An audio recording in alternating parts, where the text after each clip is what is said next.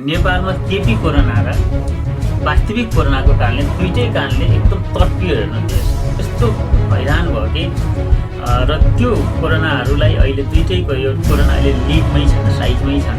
नीति कानुनी भ्रष्टाचार हुँदो रहेछ देशमा, नीतिगत भ्रष्टाचार हुँदो रहेछ।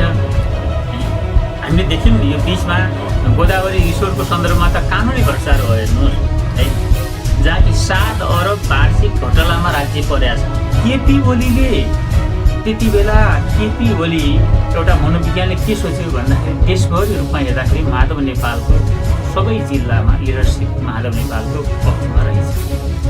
यो बेलामा उहाँहरूले एउटा बकेटा निकाल्नु त्यो निकालेकै देशभरि एमालेको एउटा निर्वाचन प्रक्रियाबाट आएका तलका अध्यक्षहरूलाई यही एकताको प्रक्रियामा हटाउनुपर्छ भन्ने खालको मनोविज्ञान उहाँहरूको पैदा भयो, जसले गर्दाखेरि पार्टी एकता झन्डै 1 वर्ष गयो। यदि कमिटी मात्रै मर्ज गर्ने भन्ने गएर केही समस्या थिएन नि, उहाँले अड्काउनु भएकै हो। मैले राप्ती चुनाव लड्नको लागि मूल मैले त त्यसपछि केही महत्त्वपूर्ण जबहरू मैले तयार गरेँ। विजयले गर्दाखेरि विद्युतीकरण त पूर्णता मेरै कार्यकालमा कम्प्लिट गरिसक्छु र कुनै अहिलेसम्म भएका घरहरू, भोलि नयाँ घर थपेला अलग कुरा हो, अहिलेसम्म भएका घरहरूमा विद्युत मेरो आफ्नो कार्यकालभित्रै यस आर्थिक वर्षभित्रै पुर्याइसकेको ठेक्का ध्यान सबै मैले गराइसकेको छु। अनि त्यसरी एमसिसी टेबल हुने ठाउँमा नै छैन। अहिले एमसिसी अध्ययनकै क्रममा छ, एमसिसी छलफलकै क्रममा छ। एमसिसीको सन्दर्भमा अमेरिकासँग पनि हामी गहिरो छलफल गर्नुपर्ने बाँकी नै छ र नेपालमा पनि एउटा राजनीतिक सहमति गरेर हामी जानुपर्ने आवश्यकता छ।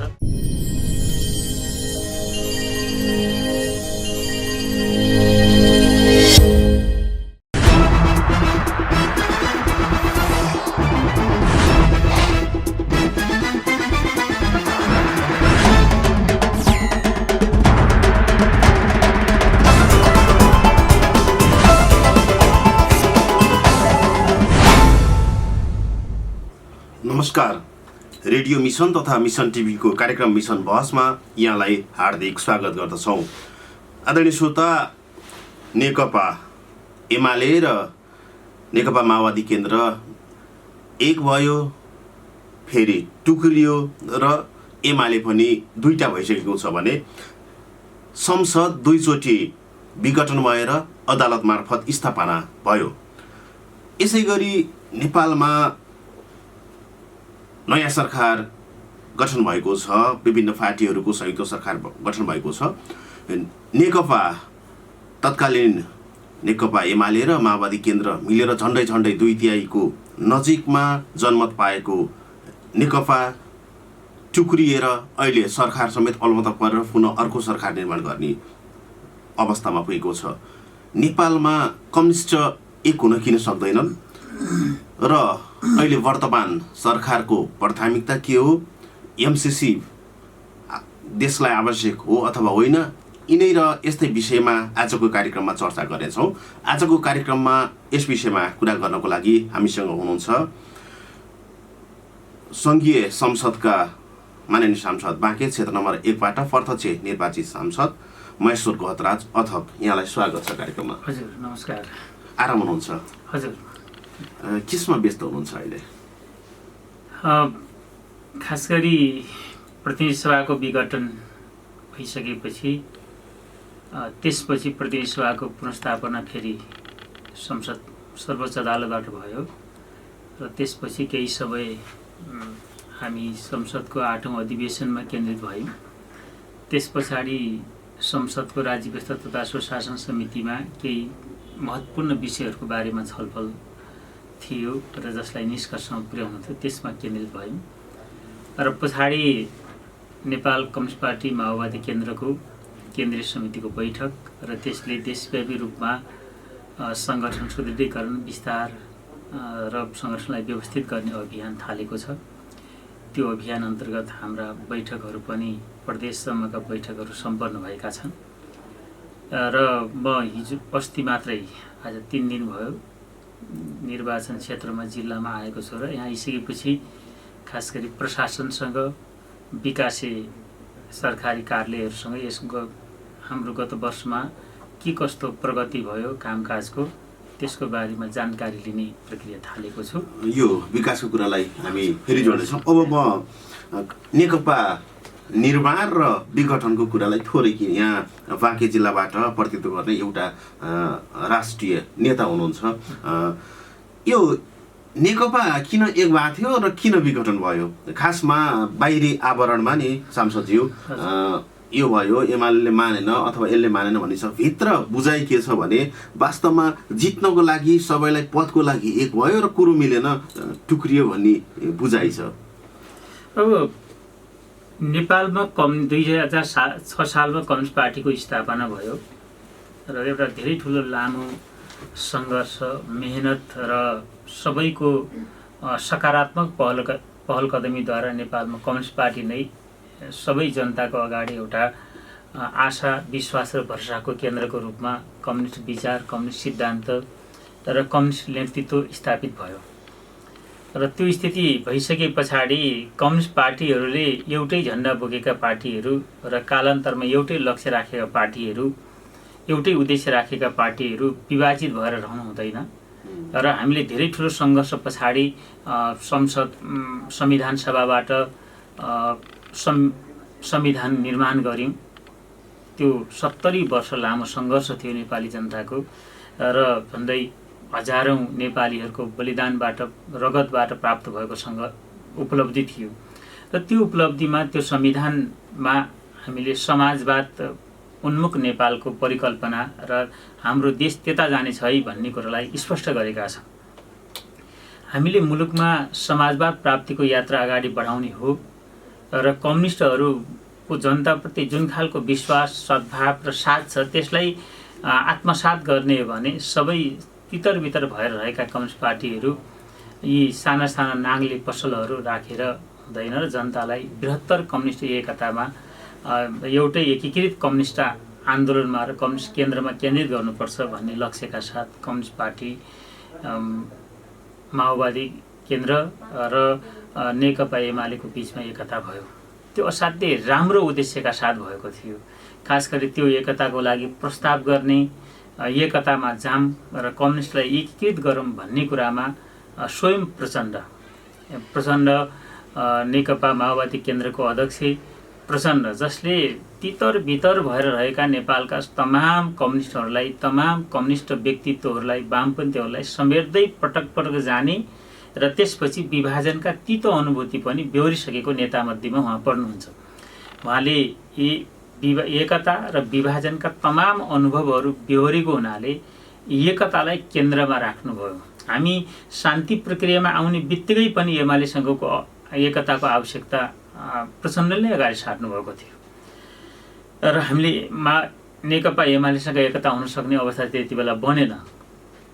त्यति बेला एकता केन्द्र मसालसँग एकताको प्रक्रिया अगाडि बढ्यो, अन्य साना साना घटकहरूसँग एकताको प्रक्रिया अगाडि बढ्यो र अर्कोतिर जाँदाखेरि मदन भण्डारीले पनि अरू केही साना साना घटकहरूलाई एकीकृत गर्दै, खास गरी मार्क्सवादी र मालेको एकता गर्दै उहाँहरू एउटा निष्कर्षतिर पुग्नुभयो र नेपालमा दुईटा कम्युनिस्ट केन्द्रहरू प्रष्ट देखा परे, एउटा माओवादीको नाममा र अर्को एमालेको रूपमा।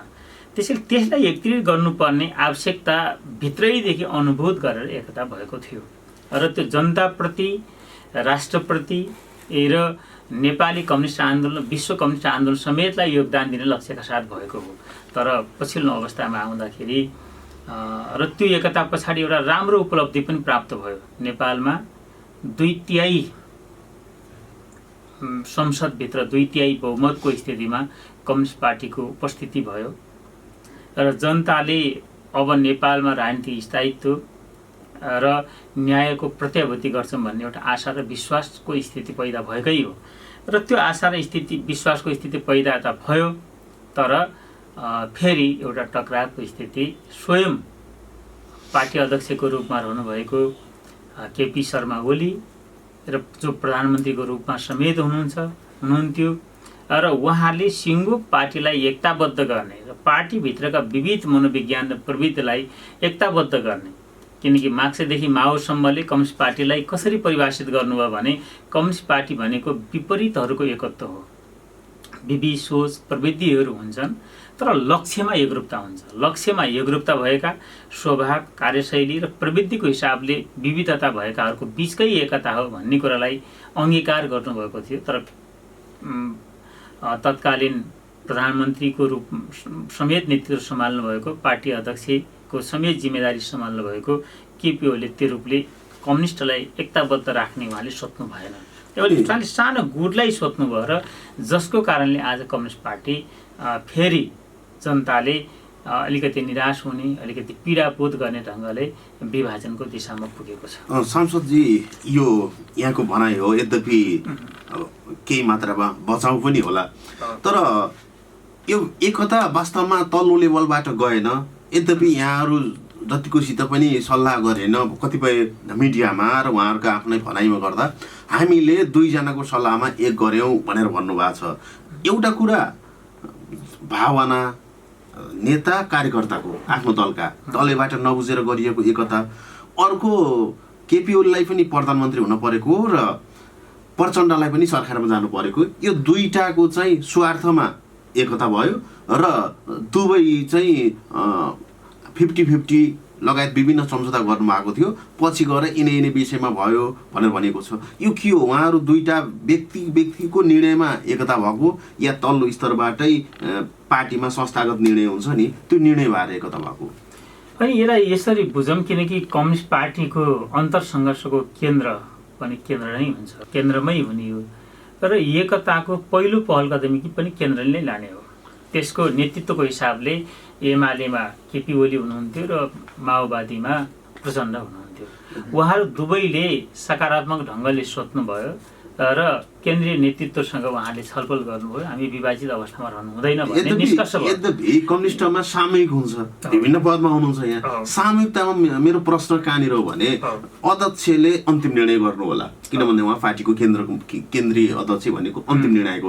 यद्यपि आफ्नो कमिटीसित छलफल हुने कि नहुने, छलफल हुनु पर्ने कि नपर्ने होइन। जस्तै के भयो भने नेताहरूको बिचमा, प्रमुख नेताहरूको बिचमा एउटा छलफल भयो, पार्टी एकता गर्ने, हामी एक ठाउँमा जाने, निर्वाचनमा तालमेल गरी जाने र निर्वाचनमा वाम गठबन्धनको रूपमा जाने। तर त्यो गठबन्धनको रूपमा मात्रै नजाने, पार्टी एकता संयोजन समिति समेत बनाएर जाने, किनकि जनताले एउटै हुन् भनेर। त्यस अर्थमा हेर्दाखेरि हामीले त्यो अवधि हेरौँ न, पार्टी एकता संयोजन समिति बनेको अवधि र निर्वाचन पछाडि पार्टी एकता भएको समयको अवधि हेऱ्यो भने त्यो अवधि छोटो छैन।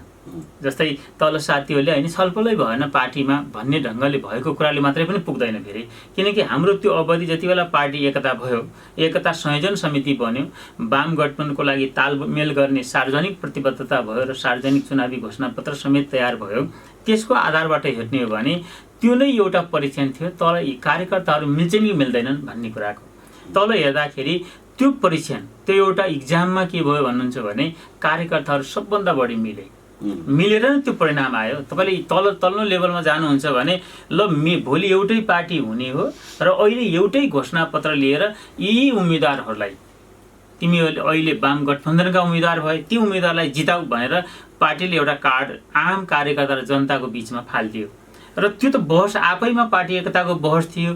त्यो आफैमा मतलब कम्युनिस्ट आन्दोलनलाई एकीकृत गर्ने बहस थियो र एउटै लक्ष्यका उद्देश्यका साथ परसम्म जाने बहस पनि त थियो।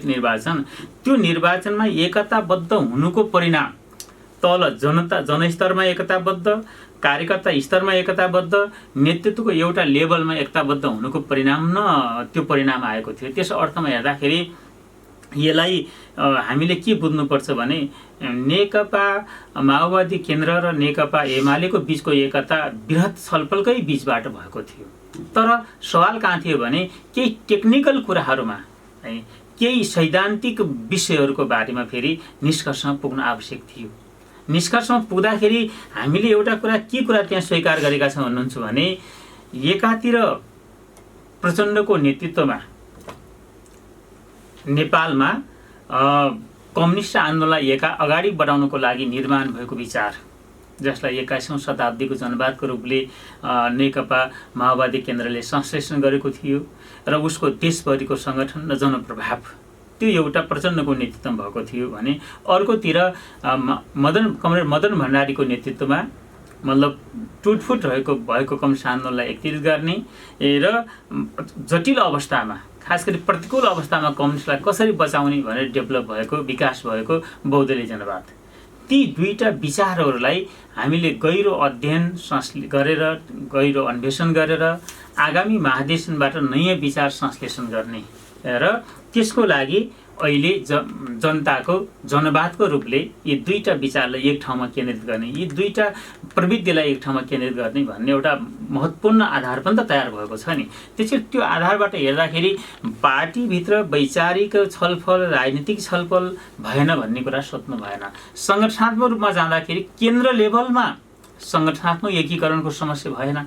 खास गरी एमालेको एउटा निश्चित प्रक्रिया मार्फत आएको सङ्गठनात्मक संरचना थियो केन्द्रमा त्यसलाई समायोजन गर्ने कुरा भयो भने माओवादी केन्द्रको त्यति बेला फेरि महाधिवेशन आयोजक समितिको रूपमा ठुलो संरचना बनेको थियो र त्यसमध्येबाट निश्चित सङ्ख्या मात्रै केन्द्रीय समितिमा राख्नुपर्ने थियो जहाँ कि हामीले महाधिवेशनलाई प्रभावकारी र एउटा नयाँ ढङ्गको बनाउने ढङ्गले महाधिवेशन आयोजक समिति एउटा व्यवस्थापन समितिको रूपले झन्डै 3000 सङ्ख्याको वरिपरिमा हामीले कार्यकर्तालाई केन्द्रित गरेका थियौँ नेताहरूको एउटा टिमलाई केन्द्रित गरेका थियौँ भने फेरि त्यसको एउटा सचिवालयको रूपमा पोलिटी ब्युरोको रूपमा निश्चित सङ्ख्या पार्टीभित्र निश्चित कमिटीको आकार छँदै थियो। त्यो कमिटीको आकारबाट कमिटीमा समायोजन गर्ने कुरा भयो।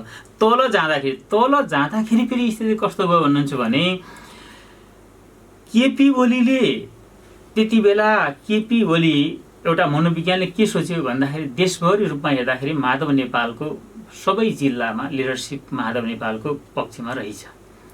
यो बेलामा उहाँहरूले एउटा बखेटा निकाल्नुभयो त्यो निकालेकै हो किनकि जस्तै बाँकीमै पनि अशोक कोइरालालाई अध्यक्ष बनाउनै उहाँहरूको दाबी भएन। यदि अशोक कोइरालालाई अध्यक्ष बनाउनु भन्दा त बरु अर्को कसैलाई एमालेको अर्कोलाई उठाउने उहाँले कोसिस गर्नुभयो। त्यस्तै गरी दाङमा तपाईँले हेर्नुहुन्छ भने जुन देशभरि एमालेको एउटा निर्वाचन प्रक्रियाबाट आएका तलका अध्यक्षहरूलाई यही एकताको प्रक्रियामा हटाउनुपर्छ भन्ने खालको मनोविज्ञान उहाँहरूको पैदा भयो जसले गर्दाखेरि पार्टी एकता झन्डै 1 वर्ष गयो। यदि कमिटी मात्रै मर्ज गर्ने भन्नेको भएर केही समस्या थिएन नि उहाँले अड्काउनु भएकै हो। तर त्यो भनेको के थियो भने अब भोलि के पर्छ यही बेला नै यी सङ्गठनमा पुराना संरचनाहरू माधवको नीति पहलमा रहेका माधवको पहुँचभित्र रहेका कमिटीहरू सबै भत्काइदिनुपर्छ लिडरसिप भत्काइदिनुपर्छ भन्ने मनोविज्ञानले पनि उहाँलाई कायम गरेर त्यहाँ जाँदाखेरि केही समस्या उत्पन्न भएका हुन्। तल्ना कमिटीहरूको एकता र मर्ज गर्ने सन्दर्भमा तर केन्द्रीय लेभलसम्म फेरि एउटा तहबाट छलफल निष्कर्षमा पुगेकै अवस्था थियो भने यता आउँदाखेरि के थियो भने माओवादीले संविधान जारी हुने बित्तिकै प्रदेश कमिटीहरू बनाइसकेका थियो भने एमालेले अलि ढिलो गरी प्रदेश समिति बनाएको थियो किनकि उसको अञ्चल समिति को रूपमा कायम थिए। त्यस्तै गरी काङ्ग्रेसको पनि पछिल्लो अवस्थासम्म भर्खर मात्रै उनीहरूले अञ्चल प्रदेश समिति बनाएका छन् भन्दाखेरि त्यो पक्षले गर्दाखेरि कतिपय प्रदेशको सङ्गठनमा संरचना केन्द्रित गर्नेमा केही समस्या भएको हो। त्यसले गर्दा यो ठुलै छलफलका साथ भएको त्यो पद र प्रतिष्ठाको लागि भएको हो भन्ने मात्रै बुझ्नु हुँदैन। के र अहिले परिणामले के देखायो भने एउटा मात्रै मैले भनौँ परिणामले त्यसो भएको हो कि के हो भन्ने जस्तो देखियो। तर फेरि अर्को सत्य पनि छ नि केपी ओलीले ल पदको लागि गर्नुभयो तर प्रचण्ड माधव र झलनाथले त उहाँहरूलाई ल तपाईँ 5 वर्ष हो भनेर 4-5 चोटि तम्सु गरेर दिएको पनि त छँदैछ नि यो पनि त सत्य हो। अनि यो यसमा खास गरी दोस्रो र तेस्रो तहका नेताहरू अलिक कमजोर पार्टीमा अध्यक्षको सामु केही बोल्न नसक्ने र एउटा ट्रेन्ड नै के देखियो भने जस्तै नेकपा एमालेमा ओली बोली पुग्दिने ओलीले राम्रो गरे पनि नराम्रो गरे ओके भन्नुपर्ने यतातिर प्रचण्डले जे गरे पनि हो भन्नुपर्ने नत्र चाहिँ त्यस्तै गुटको आधारमा फुस्काइदिने अरू आधारमा फुस्काइदिने यस्ता जुन क्रियाकलाप भएको छन् नि यो गर्दा देश अलिक पुरानै अवस्थामा रहेको कि त्यही नै उहाँ नै नेताहरू जो 51 सालमा मैले राजनीति थाहा पाउने बेलासम्म उहाँ एक्टिभ हुनुहुन्थ्यो अहिले पनि उहाँहरू नै एक्टिभ हुनुहुन्छ। दोस्रो तेस्रो तहका नेताहरू निरीह बनेको अवस्था हो किनभने मैले यो जोड्न कहाँ खोजेको भने सायद लाग्छ दोस्रो तेस्रो तहका नेताहरूलाई मनमा चाहिँ यो एकता ठिक छ भन्ने थियो होला। अब यसो सर, पहिलो कुरा त नेपाल र दक्षिण एसियाको पोलिटिक्स छ, हामीले यसलाई त्यति विधिमा लिन सकिरहेका छैनौँ। किनकि यसलाई निश्चित विधिमा लिएर निश्चित नेतृत्व, निश्चित अवधिसम्म नेतृत्व गर्ने, पार्टीको नेतृत्व, सरकारको नेतृत्व गर्ने र त्यसपछि फेरि अर्को जेनेरेसन आउने, पहिलो जेनेरेसन पहिले सार्वजनिक भूमिका निर्वाह गरिरहेको अर्को भूमिकामा जाने एउटा प्रणाली स्थापित गर्न सकेनौँ। यो दुर्भाग्यपूर्ण अवस्था छ। त्यसले गर्दाखेरि अहिलेसम्म पनि काङ्ग्रेसको तपाईँले स्थिति देख्नुभयो। गिरिजा प्रसाद कोइराला सभापतिकै हैसियतबाट उहाँको मृत्यु भयो, सुशील कोइराला सभापतिकै हैसियतबाट उहाँ मर्नुभयो र त्यस्तै गरी कम्युनिस्ट आन्दोलनका नेताहरू पनि तपाईँले देख्नुहुन्छ उहाँहरू दिशा पिसाब कट्टुमै ओछ्यानमै गर्ने बेलासम्म पनि छोड्नु होला भन्ने जस्तो अवस्था देखिँदैन। यो घटनाक्रमले त्यो देखाउँछ। तर यो कुरा मैले थोरै रोकेँ, के अरे भन्न नहुने व्यथा सारो हुन्छ नि मानिनेज्यू, यहाँहरूलाई त मनमा त छ नि त? होइन, मनमा के छ भने अहिले यो लिडरसिप एउटा ठुलो लिगेसी प्राप्त लिडरसिप हो। अहिले जो पार्टीमा जुन नेतृत्व पङ्क्ति छ नि, त्यो एउटा ठुलो लिगेसी छ। त्यो लिगेसीले के गर्नु पर्यो भन्दाखेरि आफू छँदै पार्टीभित्र निश्चित विधि र प्रणाली स्थापित गरिदिनु पर्यो।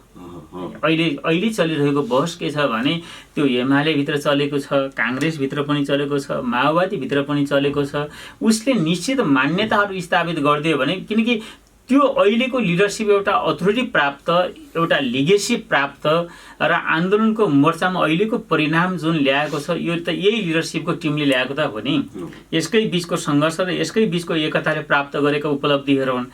ती उपलब्धिलाई टेकेर प्रत्येक पार्टीलाई एउटा संस्थागत विधि, पद्धति, प्रणाली मार्फत चल्ने खालको स्थिति बनाइदियो भनेपछि यो लिडरसिपलाई पार्टीको आन्तरिक जीवन, किनकि जब पार्टीको आन्तरिक जीवन व्यवस्थित हुँदैन, अर्को ढङ्गले राज्य सुशासित हुँदैन। के सबभन्दा राज्य सञ्चालन गर्ने पार्टीले हो नि। पार्टी त्यसको लागि पार्टी विधि, पद्धति र प्रणालीमा चल्ने हुनु पर्यो, किनकि राजकीय मान्यताका साथ चल्ने हुनु भएन। अहिले बहस यो पनि चलिरहेकै छ। तर यो कुरालाई मलाई लाग्छ नेतृत्वले पनि नजिकबाट सुनिरहेकै होला, सुनेकै छ र यसलाई अहिले नेतृत्वले निश्चित मूल्य र मान्यता स्थापित गरिदिने र एउटा प्रणाली स्थापित गरिदिने र त्यो प्रणाली मार्फत सबै मानिसहरू, एउटा मानिसलाई के परोस् भने म मर्ने बेलासम्म म जिम्मेदारीमा आउँछु है, म यो प्रणालीबाट जिम्मेदारीमा आउँछु है भन्ने खालको अनुभूति गरेर जाँदाखेरि पार्टीहरू के हुने भयो नि, एकताबद्ध भइराख्ने भए। नत्र भने जुन अथोरिटी प्राप्त टावरहरू भन्नुपर्छ, अर्को ढङ्गले हेर्दा नेताहरू हुन्छ, उहाँहरूलाई एउटाले एउटा टावर समात्यो, अर्कोले अर्को टावर समात्यो। अहिले त के भयो भने प्रत्येक पार्टीभित्र टावरहरू व्यापकै भए। एमाले भित्रै पनि अहिले हेऱ्यो भने कम हुनुभयो, नत्र भने 3वटा टावर हुन्थ्यो त्यहाँ। प्रचण्ड, केपी, तपाईँले यता हेर्नुहुन्छ झलनाथ, माधव भनेपछि वामदेव, त्यो एउटा टावर हो र अझ 3 जना त पार्टी प्रमुख र प्रधानमन्त्री भइसकेका मान्छे हुनु। पार्टी प्रमुख पनि हुनु, आज प्रधानमन्त्री पनि हुनुभएको छ। त्यो त राष्ट्रिय प्रधानमन्त्री हुने भनेको त देशभित्रको मात्रै होइन, त्यो अन्तर्राष्ट्रिय टावर पनि हो। अन्तर्राष्ट्रिय समुदायले पनि चिनेको र बुझिसके हुन्छ नि। त्यस अर्थमा हेर्दा त्यस्तै गरी माओवादीकै कुरा गर्नुहोस्। अब माओवादीभित्र हिजो 2 जना प्रधानमन्त्री भइसक्नु भएको थियो। हिजो हेर्दाखेरि यतातिर प्रचण्ड र अध्यक्ष प्रचण्ड, अर्कोतिर बाबुराम बस्न सक्नु भएन, बाहिर जानुभयो। त्यसपछि त्यो बाबुरामलाई बाहिर जाने बनाउने को हुन्छ भन्नुहुन्छ नि, एउटा भन्छ फेरि तलबाट। जस्तै प्रत्येक तपाईँले देख्नुहुन्छ भने साँडेको पछाडि साना साना बाछा र गोरुको बथान हिँड्छ कि, किनकि त्यसले बार भत्काइदिन्छ र पल्लापट्टि हरियो घाँस खान पाइन्छ भनेर हो कि होइन। त्यसरी हिँडे जस्तै गरेर उसले के गर्नुपर्छ भने उनीहरू नयाँ आफ्नो दिमाग र स्वविवेकले सोध्ने स्थिति नै पैदा हुने भएन। कम्युनिस्ट आन्दोलनकै कुरा गर्नुहोस् या नेपालको राजनीतिक आन्दोलनको कुरा गर्नुहोस्, र यो दक्षिण एसियाकै राजनीतिको समस्या पनि हो। प्रणाली स्थापित हामीले गर्न सकेनौँ, यो समस्या हो। ठिक हो त। यसले गर्दा जस्तै सामान्य फेरि पनि शेरबहादुर सभापतिको लागि लड्दै हुनुहुन्छ। प्रचण्डजी थाहा पाएदेखि पार्टी प्रमुख हुनुहुन्छ, उहाँले अझै छोड्ने छाटकाट छैन। केपी ओली अध्यक्ष नछोड्ने भनेर पार्टी टुक्रियो होइन। यो अवस्था छ, यहाँहरूको मनमा लागेको रहेछ। यो राजनीतिक विषयमा अलिकति यहाँको माननीय यहाँको सांसदहरू हुन्छ, विकासका कुरालाई पनि जोड्नु पर्नेछ। आदरणीय श्रोता, हामी रेडियो मिसन र मिसन टिभीको कार्यक्रम मिसन बहसमा छौँ र मिसन बहसमा आज हामीसँग हुनुहुन्छ सङ्घीय सांसद बाँकी जिल्ला क्षेत्र नम्बर 1 बाट प्रत्यक्ष निर्वाचित सङ्घीय सांसद महेश्वर गहतराज अथक, उहाँ नेकपा माओवादी केन्द्रसँग सम्बन्धित हुनुहुन्छ र फेरि पनि स्वागत छ यहाँलाई। यो अहिले निकै चर्चामा छ र यहाँ सांसद एमसिसीको विषयमा के छ भने यो राजनीति गर्ने थलो जस्तो सरकारबाट बाहिर हुँदा एमसिसी मुर्दाबाद भन्ने, सरकारमा हुँदा चुप लाग्ने जस्तो देखिएको छ। जनताले के हो बुझ्नै सकेका छैनन्। थोरै के हो एमसिसी, यो देशको हितमा छ कि छैन? एमसिसी जति बेला हामीले एमसिसीसँग सम्झौता नेपाल सरकारले गर्यो, त्यो सम्झौता गर्ने बेलासम्म त्यो एउटा विकास परियोजनाको रूपमा मात्रै थियो। यद्यपि त्यो भित्र विहङ्गम मतलब देशको रणनैतिक हितलाई असर गर्ने विषयहरू रहेछन्, किनकि आज कानुन व्यवसायीहरूले अन्तर्राष्ट्रिय कानुनका विज्ञ साथीहरू समेतले पनि गम्भीर ढङ्गले कुरा उठाउनु भएको छ। यसको अध्ययन भएन। कतिपय वरिष्ठ कानुन व्यवसायीहरू जो अन्तर्राष्ट्रिय कानुनको विज्ञ साथीहरू हुन्छ, उहाँहरूले त यसमा राखिएका शब्दहरू हामीले नै बुझिरहेका छैनौँ भने त्यसलाई जसले हस्ताक्षर गर्नुभयो उहाँहरूले बुझेर गर्नुभयो कि नबुझेर गर्नुभयो भन्ने समेतको क्वेसन छ। त्यो एउटा पक्ष भयो। तर यसलाई सारमा हेर्दाखेरि एउटा विकास परियोजनाको रूपमा नै यो त्यति बेला सम्झौता भएको थियो र त्यो सम्झौता हुँदै जाँदाखेरि गएर धेरै कालान्तरमा आएर अलि भर्खरै केही वर्ष अगाडि फेरि अमेरिकाले इन्डो पेसिफिक स्ट्राटेजी, जसले त्यो भनेको फौजी स्ट्राटेजी हो, उसको अहिले पनि सैनिक उपस्थिति नभएको क्षेत्र भनेको इन्डो पेसिफिक क्षेत्र नै हो। त्यो क्षेत्रमा उसले आफ्नो सैनिक उपस्थिति समेतलाई मध्यनजर गरेर सैनिक साझेदारी गर्ने कार्यक्रम अगाडि ल्यायो र त्यस पछाडि अमेरिकाले के भने त भन्दाखेरि हामीले अहिलेसम्म सञ्चालन गरेका र सम्झौता भएका र अगाडि बढाएका जति पनि परियोजना छन् इन्डो पेसिफिक क्षेत्रमा, दक्षिण एसियाको इन्डो पेसिफिक क्षेत्रमा, ती सबै एमसिसी अन्तर्गतकै कार्यक्रम हुन् भन्नेबाट उहाँहरूले भन्नुभयो। अथवा मतलब इन्डो पेसिफिक अन्तर्गतकै कार्यक्रम हुनुभयो, किनकि इन्डो पेसिफिक स्ट्राटेजी भनेको सैनिक कार्यक्रम हो, एमसिसी भनेको विकास परियोजना हो। त उहाँहरूले फेरि के गर्नुभयो भने अब जति पनि हाम्रो यो क्षेत्रमा कार्यक्रम हुन्छन्, तपाईँ बसेर अमेरिकीसँग एउटा मतलब कफी खानुहुन्छ भने पनि त्यो इन्डो पेसिफिक स्ट्राटेजी अन्तर्गतकै कफी हो भन्ने खालको उहाँहरूको कन्सेप्ट अगाडि आयो। विकाससँग सैनिक परियोजना हामीले जोडेकै हो, त्यो हो भन्ने उहाँहरूको बाहिर सार्वजनिक र त्यहाँका विज्ञ मानिसहरू समेतले, राजकीय जिम्मेदारी अथवा सार्वजनिक जिम्मेदारी भएका समेत मानिसहरूले भनिसकेपछि यो परियोजना यताको अलिक गहिरो अध्ययनको प्रक्रिया नेपालमा सुरु भयो। गहिरो अध्ययनको प्रक्रिया सुरु भयो र त्यस पछाडि नेपालमा प्रश्नहरू पनि किन खडा भयो त भन्दाखेरि किनकि हाम्रो देशमा जति पनि लगानीहरू भएका छन् संसदलाई नर्मल जानकारी हुन्छ, तर सम्झौता दुईटा सरकारको बिचमा हुन्छ। तर हाम्रो फेरि के गर्ने भने यसलाई संविधानकै स्तरमा, कानुनकै स्तरमा यसलाई संसदले नै पास गर्नुपर्ने भन्ने त्यो परियोजनाको एउटा पार्टमा उल्लेख भएको रहेछ। भनेपछि भोलि स्थिति कस्तो हुन्छ भन्नुहुन्छ भने यसलाई हटाउनको लागि भोलि 2/3 चाहिने, बहुमत चाहिने हैन अवस्था पैदा हुन्छ। भोलि नेपालको हित प्रतिकूल हुने अवस्था पैदा भएपछि पनि भन्ने निष्कर्ष भयो र देशकै जो परराष्ट्र क्षेत्रको ज्ञाता पनि हो, जानकार पनि हुनै हो उहाँ।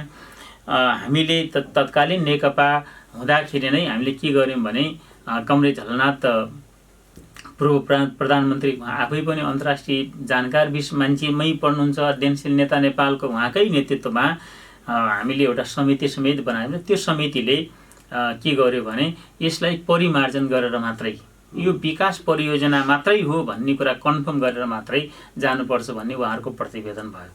एउटा पूर्व प्रधानमन्त्रीले नै त्यो खालको नेतृत्वमा रहेको समितिले नै त्यो विषय अगाडि सारिसकेपछि मुलुक त सबै गम्भीर छ नि। अहिले सामान्य मानिसले पनि यो विषयमा गहिरो अध्ययन, चासो र चिन्ता लिइराखेको अवस्था छ। त्यसैले अहिले एमसिसी परियोजनाको सन्दर्भमा अब संयुक्त सरकार छ।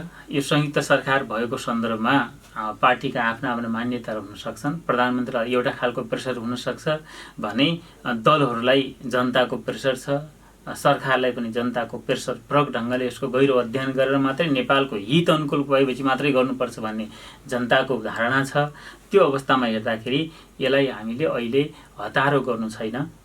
किनकि यस्ता परियोजनाहरू आउँछन् जान्छन्, मतलब कतिपय परियोजना लागू हुन्छन्, कतिपय परियोजना लागू हुँदैनन्, तर मूल कुरा राष्ट्रिय स्वार्थ विपरीत, राष्ट्रिय हित विपरीत कुनै पनि सन्धि सम्झौता परियोजनाहरू हामीले लागू गर्नु हुँदैन भन्ने आम नेपालीको धारणा भएको हुनाले त्यस अर्थमा अहिले संयुक्त सरकारले को साझा कार्यक्रममा पनि यो विषयलाई हामीले समेटेका छैनौँ, किनकि यो विषय फरक खालको राष्ट्रिय सहमतिको विषय र अन्तर्राष्ट्रिय मतलब कूटनैतिक माध्यमबाट पनि यसको हल गर्नुपर्ने, राजनीतिक तहबाट पनि हल गर्नुपर्ने विषय छ भन्ने निष्कर्षमा हामी पुगेका छौँ र त्यसैले एमसीसीको सन्दर्भमा अलिक गहिरो अध्ययनै जरुरी छ।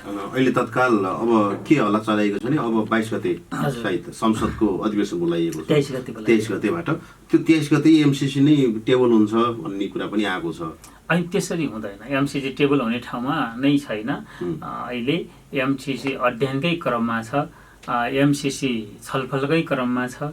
एमसीसीको सन्दर्भमा अमेरिकासँग पनि हामीले गहिरो छलफल गर्न पनि बाँकी नै छ र नेपालमा पनि एउटा राजनीतिक सहमति, टोटल राजनीतिक सहमति गरेर हामी जानुपर्ने आवश्यकता छ, किनकि हामीले साना परियोजनाको सन्दर्भमा यो एमसीसी धेरै ठुलो परियोजना पनि होइन। अहिलेको हाम्रो विकासको आधार, हामीले राजस्व असुलीको आधार हेर्दाखेरि धेरै ठुलो परियोजना, हिजोको सन्दर्भमा जति बेला सम्झौता सहमति भएको थियो, योसँग हस्ताक्षर भएको थियो, त्यति बेला ठुलो परियोजना थियो। अनि त्यति बेला राज्यको जुन बजेटको आकार थियो नि, त्यति बेला ठुलो परियोजना नै हो यो।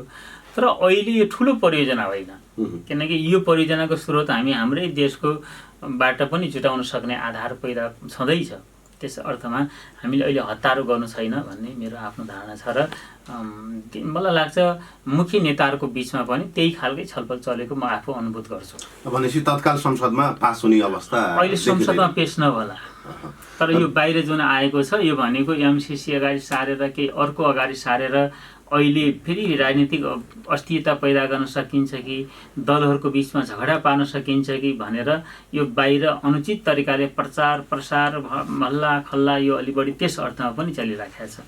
हुन्छ, अब माननीयज्यू हामी कार्यक्रमको अन्त्यतिर आइसकेका छौँ। यहाँ प्रत्यक्ष निर्वाचित सांसद, खास गरी जनता क्षेत्र नम्बर 1ले केही मात्रामा मुहार फेर्छ भनेर जिताउनु भएको छ।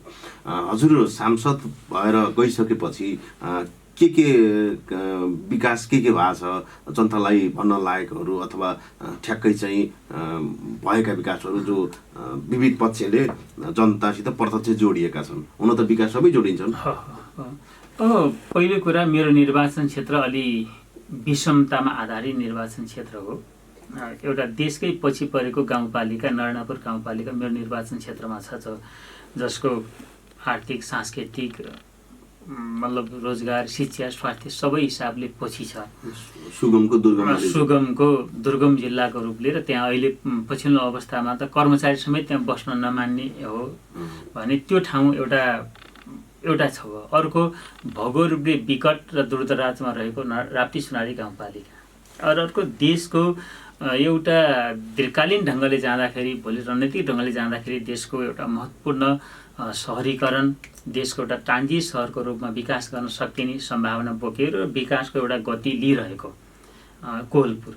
यी तीनवटा मनोविज्ञानहरू मेरो निर्वाचन क्षेत्रमा तीनवटा आधारहरू भए र त्यसबाट हेर्दाखेरि बाँके जिल्लाकै कतै न कतै मतलब नाकलाई यसो खुम्च्याउनु पर्ने, मतलब हामीले हीनता गर्नुपर्ने अवस्थातिर रहेको भनेको विकास र पहुँचको हिसाबले पछि परेको राप्ती सोनारी र नरनापुरलाई मैले मूल धारमा ल्याउनु थियो। म यहाँहरूसँग भन्छु, मैले त्यो कुरालाई मूल धारमा ल्याउने, त्यहाँ मैले न्याय गरेन भने कसले गर्छ?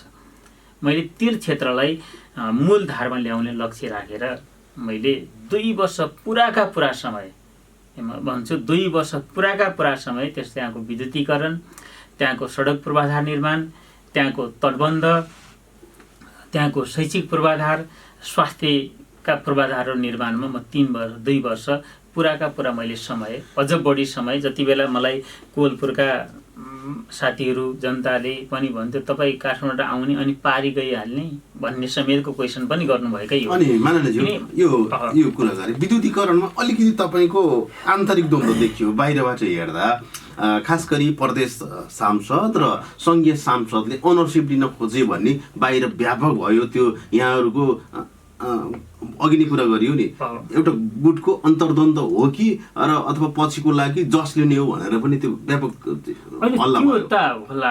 त्यो भन्ने कुरा भइहाल्यो, त्यो पार्टीभित्र पनि हुन्छ, बाहिर पनि हुन्छ। मैले त्यो जननिर्वाचित प्रतिनिधिले फेरि आफूले अनरसिप लिने, वडा अध्यक्षले मैले नै गरेँ भन्नुपर्ने नै हुन्छ होइन, गाउँपालिका अध्यक्षले मैले गरेँ भन्नै पर्ने हुन्छ। किन त्यो त भन्नै पर्यो, निर्वाचित भएकोले त भन्नै पर्यो। त्यसपछि प्रदेशकाले पनि मैले गरेको हुँ भन्नै पर्यो, त्यो भन्नै पर्ने हुन्छ। किनकि त्यो नभने त उहाँहरूले के गर्नुभयो भन्ने आउँछ कि जनताले क्वेसन तिमीले के गर्यौ भन्ने आउँछ नि। त्यो मैले गरेको हुँ भन्ने त्यो नर्मल कुरा हो, त्यो राजनीतिको कुरा हो, त्यो पोलिटिक्सको कुरा भन्छ क्या, त्यसरी त्यो कुरा भयो।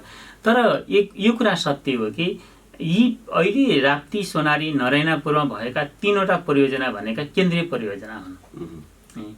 जनताको तटबन्ध गर्ने राप्ती नदी नियन्त्रण गर्ने परियोजना केन्द्रीय परियोजना हो। राप्ती उज्यालो, नरायणापुर उज्यालो कार्यक्रम जुन चलाइरहेका छौँ, पूर्ण विद्युतीकरणको कार्यक्रम छ, त्यो भनेको केन्द्रीय परियोजनाको कार्यक्रम हो। त्यस पछाडि 2टा हुलाकी सडकका 2टा खण्ड धेरै ठुलो सङ्घर्ष गरेर हुलाकी सडकको एउटा खण्डको काम कम्प्लिट हुने बित्तिकै हामीले फेरि हुलाकी सडकको नयाँ एलाइनमेन्ट तयार गरेर जसरी हुलाकी सडकको काम अगाडि बढिराखेका छ, 2 खण्ड हामी डबल फाइदामा परेका छौँ बाँकीमा हुलाकी सडकको, त्यो भनेको केन्द्रीय परियोजना हो। र केन्द्रीय परियोजनाका अरू साना साना तराई मधेस समृद्धि कार्यक्रम अन्तर्गत भएका कामहरू केन्द्रीय परियोजना हुन्। त्यसैले त्यो केन्द्रीय परियोजना अन्तर्गतका कामहरू केन्द्रीय पहल कदमी मात्रै भएका हुन्। त्यो त जनताले र सबैले बुझ्नै पर्छ, किन्तु केन्द्रीय परियोजनाका कार्यक्रमहरू हुन्। अब जहाँसम्म प्रदेशका परियोजनाका कार्यक्रमहरू छन्, त्यो प्रदेशकै मान्यजीको नै अगुवाई भएको छ, उहाँले गर्नुभएको होला। यता बाँकीमा मतलब 1 नम्बरमा जाँदा 1 नम्बरको कमा जाँदा कृष्ण केसी नमनाजीको भूमिका होला, हुने भयो। त्यहाँ 1 नम्बरकै खमा जाँदाखेरि आरती पौडेलजीको भूमिका तात्विक रूपले बढी हुने भयो।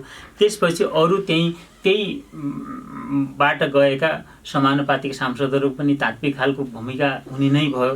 त्यसो गर्दाखेरि यसलाई अनरसिप लिने कुरा नै होइन, यो त अनरसिप लिने कुरा होइन कि परियोजना कुन परियोजना अन्तर्गत काम भएका छन् भन्ने कुरा मुख्य कुरा हो। त्यसैले गर्दाखेरि केन्द्रीय परियोजना अन्तर्गतका कामहरूको लागि मैले नै दौडधुप गर्नुपर्छ, कि मैले नै गरेपछि पुग्ने हो नि, त्यसकै लागि मलाई जनताले काठमाडौँ पठाएको छ भने प्रदेशका परियोजना अन्तर्गतका कामको लागि जनताले प्रदेशमा पठाएको छ, प्रदेशकै सांसदले गर्नुपर्ने हुन्छ।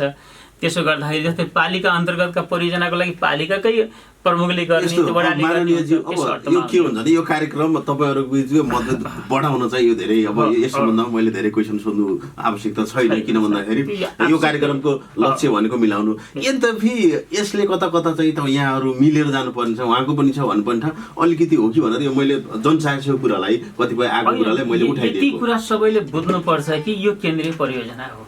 केन्द्रीय परियोजना अन्तर्गतका कार्यक्रमहरूको अगुवाई टोटल्ली त्यसको बजेट ल्याउनेदेखि त्यसलाई प्रक्रियागत निर्णय गर्नेदेखि त्यसको कार्यान्वयन गर्ने र त्यसको निर्माण गर्ने कम्पनीसम्मलाई मैले मतलब जो निर्माण व्यवसायसम्मलाई मैले ह्यान्डल गरेर चलाइराखेको हुन्छु कि त्यो नगर्दाखेरि कामै अगाडि हुँदैन नि। त्यस्तै गरी प्रदेशकाले गरिरहेको हुन्छ। गाउँपालिकाकोमा बाटोको ठेक्का लिएको ठेकादारको पछि त म लागेको हुँदैन नि, तैँले किन गरिस् भने मैले भन्दै, त्यो गाउँपालिकाले नै गरे हुन्छ नि। प्रदेशका योजनाको कुनै काम गर्नु पर्यो भने त्यो प्रदेशकै सांसदले ठेकादार समाजलाई तपाईँले किन यो काम ढिला गर्नुभएको छ भनेर भन्छ। त्यसो गर्दाखेरि त्यो के हो भने यो बाहिरबाट कसैले चलाइएको हल्ला पनि हो। त्यसपछि कुनै साथीहरूले एउटा गलत इन्टेन्सनका साथ फेरि अनुचित तरिकाले गर्नु खोज्नु भएको छ भने त्यो फेरि हुने कुरा पनि होइन, त्यो मिल्ने कुरा पनि होइन। र सार कुरा भनेको कस्तो हो भने हामीले ध्यान दिँदाखेरि केन्द्रीय योजनाहरूको अगुवाई केन्द्रले नै गरेको हुन्छ। केन्द्रीय परियोजनाहरू हुन्, प्रदेशका परियोजनाहरू प्रदेशले नै अगुवाई गरेको हुन्छ। त्यसलाई त्यहाँ कार्यान्वयन गर्ने निकाय हुन्छ, त्यसो हुन्छ। र खास गरी केन्द्रीय परियोजना अन्तर्गत पनि साना कामहरू जुन छन्, साना कामहरूको सन्दर्भमा परियोजनाहरू केन्द्रले प्रदेशमा पठाउँछ, कतिपय साझेदारीको लागि कतिपय यता पालिकामा पठाउँछ, कार्यान्वयन गर्ने कतिपय पालिका हकदार हुन्छ। त्यस्तो खालको स्थिति हुने अवस्था हो। यद्यपि अब यो योजनाहरू आउँदा हजुर यहाँ के अब धेरै खास गरी नेपालकै सन्दर्भमा कुरा गरे, जुन पार्टीले हो त्यही माग्ने अनि त्यसका कार्यकर्तालाई अनुकूल हुने गरी योजना ल्याउने अनि अनि चाहिँ त्यो काम चाहिँ गुणस्तरीय नहुने यी आदि समस्या देखिएका छन्। के छ, यहाँले पनि कार्यकर्तालाई खुसी बनाउनु पर्ने बाध्यता छ या यस्तो चाहिँ भएको छैन यहाँको क्षेत्रमा? मबाट त कार्यकर्ताहरू बडो रिसाउनु भएको छ, किनकि मैले सिस्टम जे छ त्यो सिस्टमबाट कार्यान्वयन गर्नुपर्छ भन्ने छु। मैले त्यो नै भनेको छु साथीहरूलाई, किनकि यो कानुन पहिले बनेको हो। अहिले बनेको भए त म साथीहरूकै अनुकूलतामा पनि बनाउन पहल गर्थेँ, किनभने मैले चुनाव लड्नु पनि छ होइन, मैले राजनीति गर्नु पनि छ। तर यो कानुनहरू पहिल्यै बनेका हुनाले पहिलेका कानुनमा जति बेला संविधान बन्यो, संविधान बनिसकेपछि हामीले तीन तहको सरकारको अवधारणा अगाडि सार्यौँ। तीन तहको सरकारमा जाँदाखेरि केन्द्र, प्रदेश र स्थानीय तह, केन्द्रले ठुला विकासका कार्यक्रमहरू परियोजनाहरू अगाडि बढाउने, प्रदेशले मझौला खालका विकास परियोजना अगाडि बढाउने, स्थानीय सरकारले जनताको दैनिक सेवा सुविधा गर्ने र साना विकासका कामहरू अगाडि बढाउने जसरी गरिरहेछ त्यसो गर्ने। र अर्को कुरा भनेको केन्द्रले डाइरेक्ट गर्ने कार्यक्रमहरू यो हुने र त्यसपछि स्थानीय तहसँग साझेदारी गरेर गर्ने यो भनेर जुन संविधानमा कानुनमा व्यवस्था गरेको छ, त्यस अर्थमा हेर्दाखेरि अहिले बाहिर आए जस्तै हल्ला खल्ला जे भएको छ त्यो गर्न सक्ने स्थिति सांसदको हैसियतबाट छैन, किनकि त्यो पालिकाहरूको हकमा सम्भव छ फेरि त्यो। किनकि तपाईँले मैले यहीँ भनौँ न, म आफै संयोजक भएको पहिले 4 करोड, त्यसपछि 6 करोड र त्यसपछि 4 करोडमा झरेको एउटा स्थानीय पूर्वाधार साझेदारी विकास कार्यक्रम छ। त्यो म आफू संयोजक, प्रत्यक्ष निर्वाचित सांसद त्यसको संयोजक हुने कार्यक्रम हो।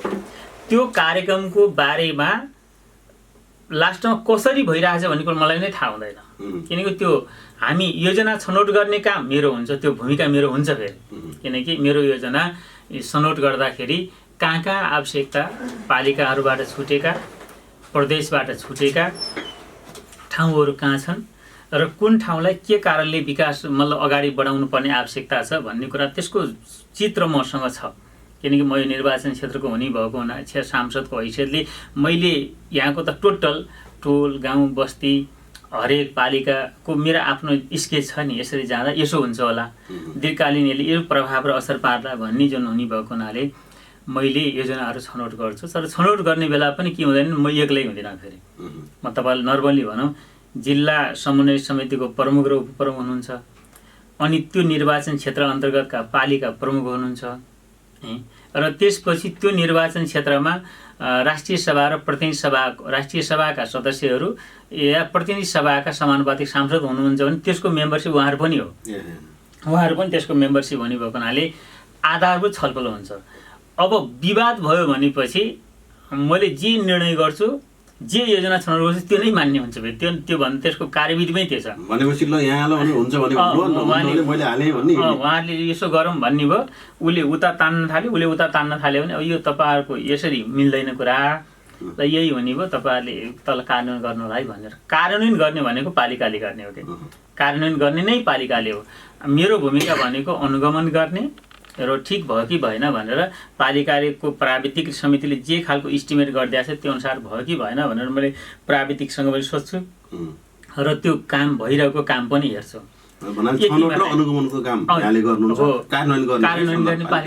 त्यसो गर्दाखेरि यो कस्तो हुन्छ भने अहिले बाहिर जस्तो भन्छ नि, सांसदहरू त फेरि यो कुरा सही पनि छ, सांसदहरूलाई कार्यान्वयन गर्ने तहमा राख्न हुँदैन, किनकि नीति निर्माण गर्ने तह हो कि हाम्रो नीति निर्माण गर्ने त। यदि सिस्टममा डेभलप हुन्थ्यो भने सांसदले बजेटै बाँड्ने होइन, सांसदले बजेट निर्माण मात्रै गर्ने हो। बजेट भनेको त कानुन पनि हो, त्यो आर्थिक कानुन हो, त्यसले सांसदले बजेट निर्माण गर्ने हो। तर कार्यान्वयन गर्ने भनेको कार्यकारी निकाली नै गर्ने हो कि। त्यसले गर्दाखेरि मात्रै के हुन्छ भने नीतिमा फेर आउँछ, नत्र भने पछिल्लो अवस्थामा तपाईँले देख्नुभयो नीति कानुनी भ्रष्टाचार हुँदो रहेछ, देशमा नीतिगत भ्रष्टाचार हुँदो रहेछ। हामीले देख्यौँ नि यो बिचमा गोदावरी रिसोर्टको सन्दर्भमा त कानुनी भ्रष्टाचार हो, हेर्नुहोस् है, जहाँ कि 7 अरब वार्षिक घोटालामा राज्य परेको छ। त्यसको लिज दिँदाखेरि त्यो गर्दाखेरि कानुनी भ्रष्टाचार गरिएको। पहिले कानुन उनीहरूको अनुकूलको कानुन बनाउने कुरा भयो, कानुन निर्माण भयो, त्यो कानुन निर्माण गर्नेमा हामी पनि त्यसमा फसेछौँ। अब जब पछि अनि यो यसरी यस्तो हुँदो रहेछ के यो फस्ने नि भन्नु नि शब्द यो के हो पार्टी प्रमुखले ल त्यो गर्ने सांसदीय हुने होइन, किनकि हामीले यो अध्ययनै गरेर सकारात्मक सोचका साथ आएको होला भन्ने हुन्छ, तर नियत गलतका तारा आएको रहेछ। जस्तै त्यो गोदावरी रिसोर्ससँग सम्बन्धित जमिनको एउटा कानुनमा तपाईँलाई सानो भनौँ, त्यहाँ के भएर रहेछ यतिलाई ग्रुपलाई दिने लक्ष्यका साथ प्रधानमन्त्रीले कानुन संशोधन गरेर ल्याउनु भएको रहेछ। पार्टी अध्यक्ष पनि हुनुहुन्थ्यो उहाँ। अनि त्यो कानुनमा सरदर पहिले के थियो भने नर्मल्ली पदेन पदाधिकारी थिए, गृहमन्त्री त्यसको अध्यक्ष हुन्थ्यो, त्यसपछि गृह सचिव, अर्थ सचिव, राष्ट्रिय योजना आयोगको सदस्य सचिव अनि पर्यटन मन्त्रालयको सचिवहरू पदेन सदस्यहरू हुने व्यवस्था त्यो पहिलेको कानुनमा थियो। पछि उहाँले त्यसलाई के गर्नु खोज्नुभयो भन्दाखेरि अब त्यो यति एयरलाइन्सलाई दिनको लागि आफ्नो अनुकूल कानुन मलाई चाहिएको रहेछ, त्यो त भन्नु भएन नि, मलाई यस्तो कानुन चाहिएको छ, तिमीले साथ सहयोग गर त भन्नु भएन। त्यसमा के गरियो भने प्रधानमन्त्रीले चाहेको मन्त्री अध्यक्ष हुने भन्ने ल्याउनु भयो भन्नु भएन।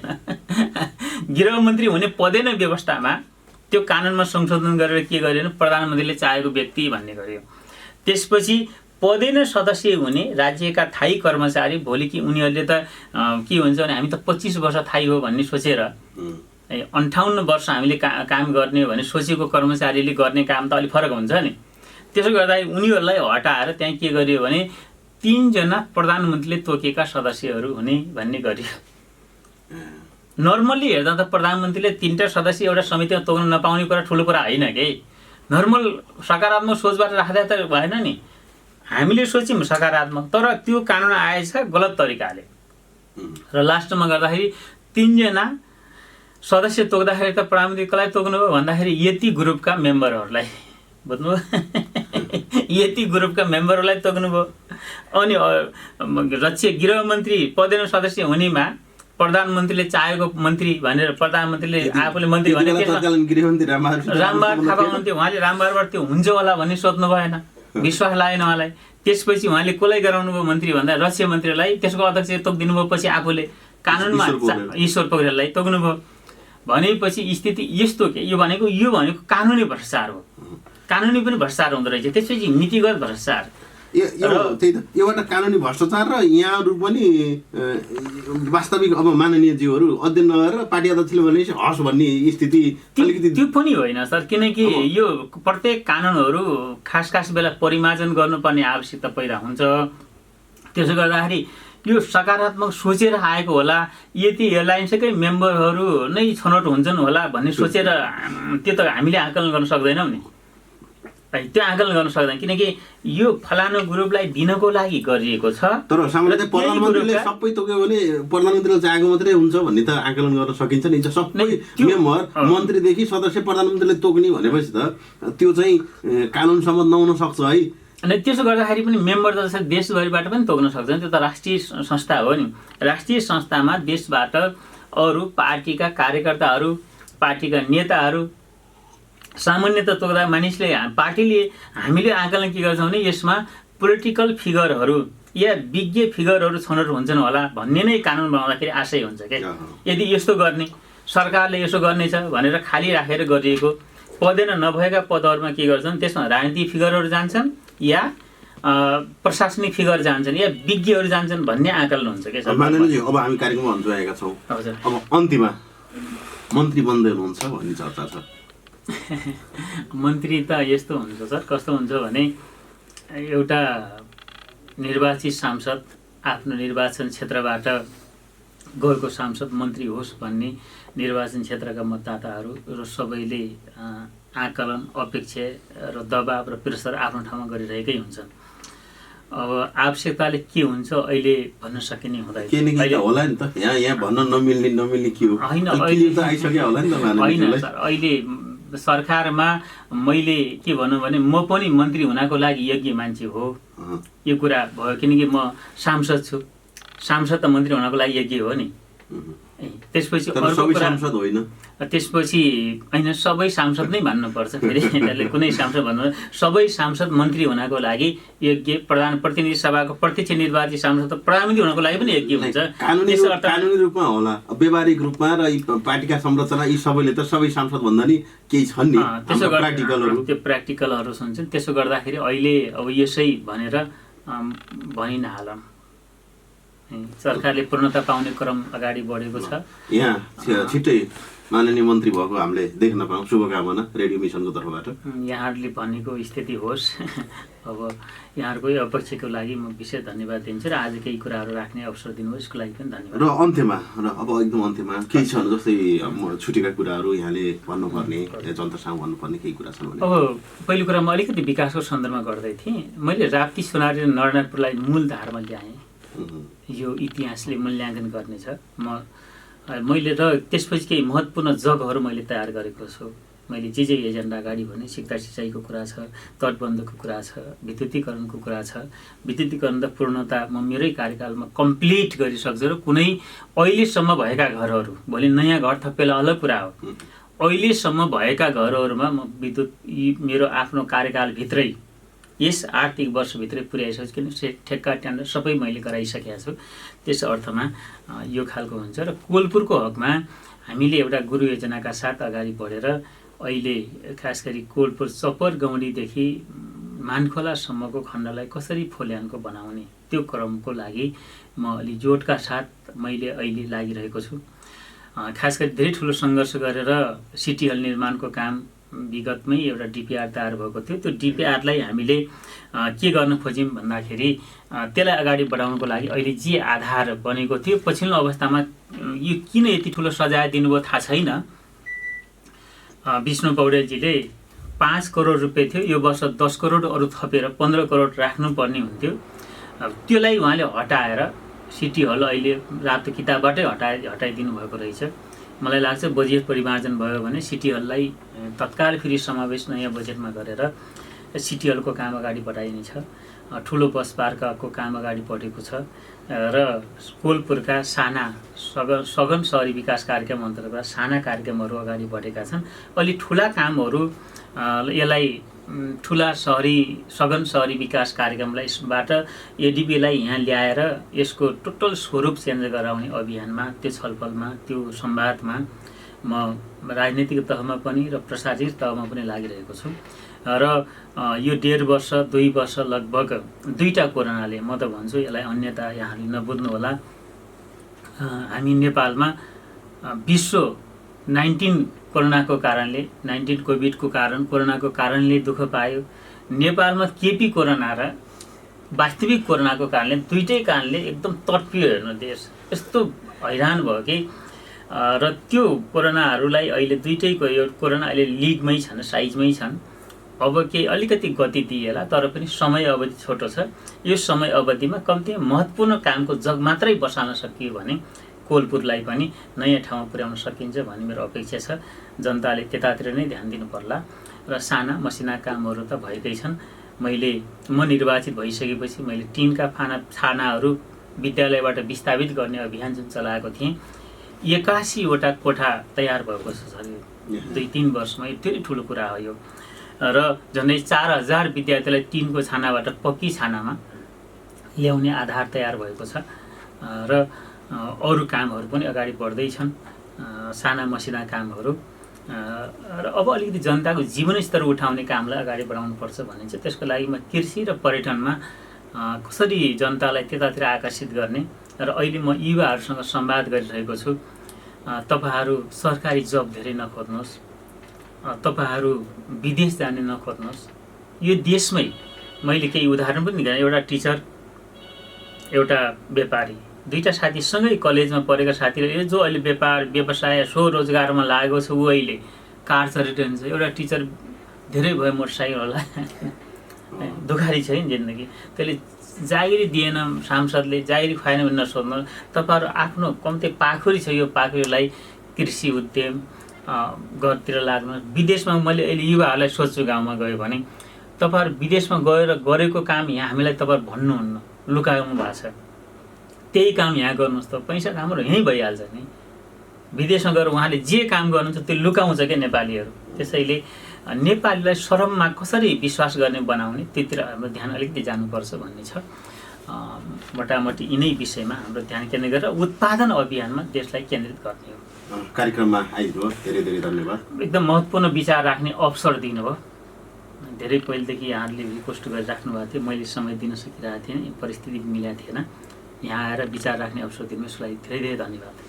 आदरणीय श्रोता, कार्यक्रमको समय सकिएको छ। यतिन्जेल प्रविधिमा रहेर सहयोग गर्ने साथीलाई धन्यवाद दिन चाहन्छु र हाम्रो निम्तोलाई स्वीकारेर आउनुभएकोमा माननीय सांसद महेश्वर गतराज अथकलाई पनि धन्यवाद दिँदै कार्यक्रम मिसन बसबाट म विनोद भट्टराई बिदा हुन्छु। नमस्कार, शुभ दिन।